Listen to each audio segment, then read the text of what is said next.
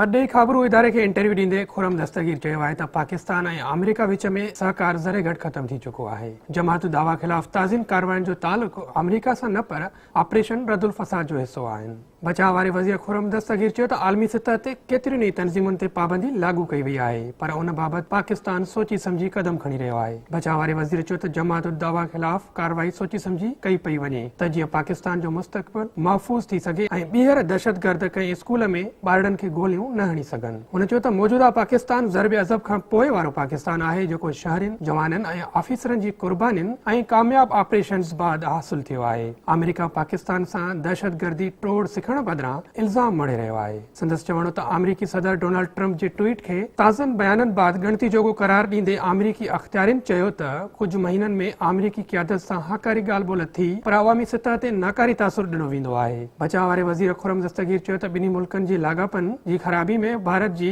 अणसिधी रीत वारे किरदार सबबि खिते में मज़बूत थींदड़ चीन ऐं पाकिस्तान जी चीन सां वेझड़ाइप खे करार ॾिनो। हुन चयो त भारत पाकिस्तान ख़िलाफ़ अफ़गानिस्तान जी धरती इस्तेमाल करे रहियो आहे। संदसि चवणो त पाकिस्तान ऐं अमेरिका जो तालुक़ु हाणे दोस्ती ऐं दुश्मनी वारे पेराए मां निकिरी चुको आहे। अमेरिका खे ॿुधाए छॾियो आहे त हू अफ़गानिस्तान में नाकामी बाद पाकिस्तान ते इल्ज़ाम न हणे। खुरम दस्तगीर चयो त पाकिस्तान ऐं अमेरिका विच में आला सतह ते ॻाल्हि ॿोल हलंदी रही, पर ॿिन्ही मुल्कनि विच में स्ट्रेटेजिक ॻाल्हियूं अञा ताईं मुअत्तिल आहिनि। बचाव वारे वज़ीर चयो त सहकार वारी ॿोली में ॻाल्हियूं थियण घुरिजनि। नाकारी ऐं धमकी वारी ॿोली इस्तेमाल कई वई, जंहिं ते पाकिस्तानी अवाम, चूंडियल हुकूमत ऐं फ़ौज खे सख़्तु ख़दशा आहिनि। अमेरिकी नायब सदर जो पाकिस्तान खे नोटिस ॾियण वारे बयान ते खुरम दस्तगीर चयो त तक़रीरुनि ऐं ट्वीट्स उन्हनि ॻाल्हियुनि सां टकराव में आहिनि जेके अमेरिकी उहिदेदारनि पाकिस्तान सां कयूं आहिनि। हुन चयो त पाकिस्तान जी अधु हवाई हदूं अमेरिका लाइ मुकमल तौर खुलियल आहिनि ऐं ज़मीनी रस्ता बि ॾिना विया आहिनि। उन्हनि खां सवाइ अमेरिका जी अफ़गानिस्तान में रसाई निहायत ॾुखी थींदी। उन लाइ अमेरिका नो मोर ऐं नोटिसिस बदिरां पाकिस्तान सां गॾिजी कमु करे।